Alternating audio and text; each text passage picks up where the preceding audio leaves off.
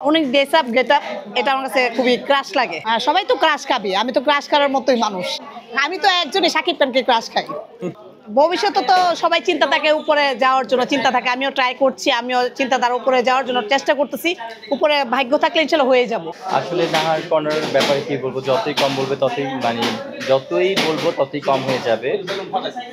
আসলে ওর সাথে খুব অল্প দিন ধরে মিডিয়াতে পরিচয়, কিন্তু ও এত ভালো একটা মেয়ে, ওর মন মানসিকতা এত ভালো। আমি আজকে টোটালি অবাক হয়ে গেছি আজকে আসার পর, যেইভাবে ও আমাদের রেসপেক্ট করলো এবং যেইভাবে আমাদেরকে খুব সুন্দর করে এন্টারটেইন করলো। আমি আমি I really proud for you Nahar, এবং আমি দোয়া এবং ভালোবাসা তোমাদের জন্য যে আল্লাহ সুবহানাহু ওয়া তাআলা তোমাকে অনেক ভালো রাখুক। রুমি করিম ভাই আমার আমি যে একবার বলেছি চলে আসছে, আমি না তুমি কোথায় করতেছো, আমার যে আন্তরিকতাটা, রুমি করিম ভাই যে আমার সাথে আন্তরিকতাটা আসছে আমার বার্থডেতে, আমি খুব প্রাউড ফিল করছি।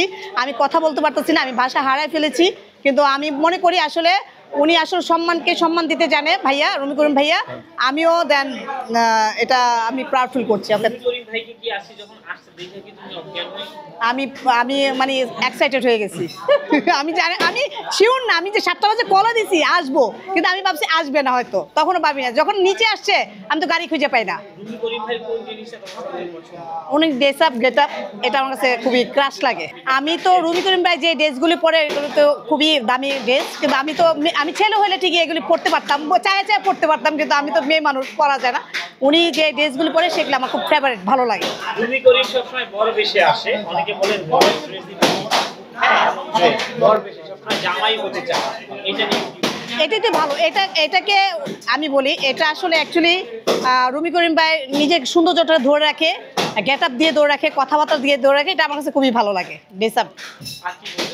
আমি বলতে চাই রুমি করিম ভাইয়ের কাছে অনেক গুণাগুণ আছে আমার কাছে। আমি আমি আমি অ্যাকচুয়ালি রুমি করিম ভাই যে নামাজ পড়ে, ফরেজগার নামাজ যে গাড়িতে পড়ে, আমি একদিন শুনে অবাক হয়ে গেছি, সে নামাজ পড়ে কিন্তু স্টেজে প্রোগ্রামে উঠে। না না না, আমার কাছে এটা আমি আসলে গর্ববোধ করি। অনেক মডেল আছে, অনেক মডেল আছে, অনেক আর্টিস্ট আছে, আমি মনে করি গাড়িতেও সে নামাজ পড়ে, রাতে তাহাজ্জুদ নামাজ পড়ে, তারপর সে অ্যাটেন্ড করে।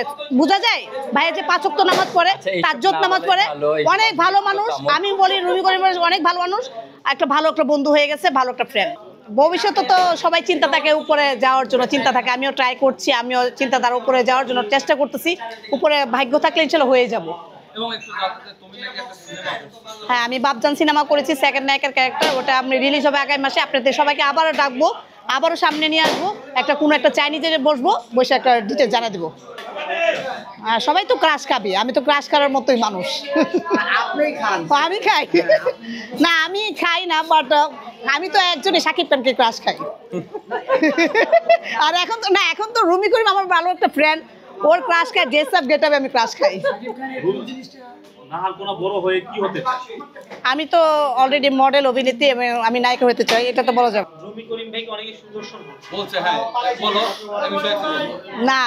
সুদর্শন পুরুষ অবশ্যই, তার ব্যবহার, ম্যানার, তার নামাজ রোজা পড়ে ভালো, তারপর গেট আপ, তার খুবই বাহ্যিক দিক থেকে, ভিতর দিক থেকে সে অনেক ভালো মানুষ, তাকে সুদর্শন পুরুষ বলা যায়।